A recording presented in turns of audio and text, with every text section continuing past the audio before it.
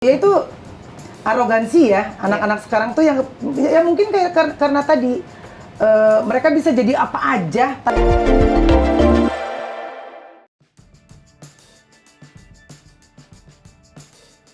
Melly Goeslaw sindir artis baru tidak punya sopan santun. Baru-baru ini Melly Goeslaw memberikan sentilan dan merasa sedih melihat artis-artis baru di era sekarang ini. Saat hadir sebagai bintang tamu di kanal YouTube TS Media belum lama ini, Melly Goeslaw mengatakan bahwa anak-anak muda di era sekarang sebenarnya punya sisi positif dalam hal membuat karya.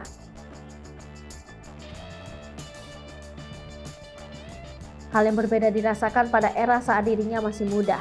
Ia paham menjadi artis itu butuh upaya ekstra agar dikenal publik.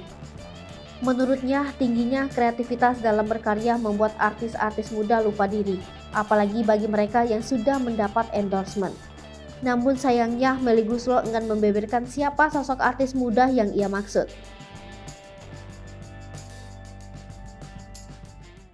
Hai pemirsa Sri Popo TV, jangan lupa komen, like, dan subscribe, serta tonton terus berita-berita terupdate lainnya ya.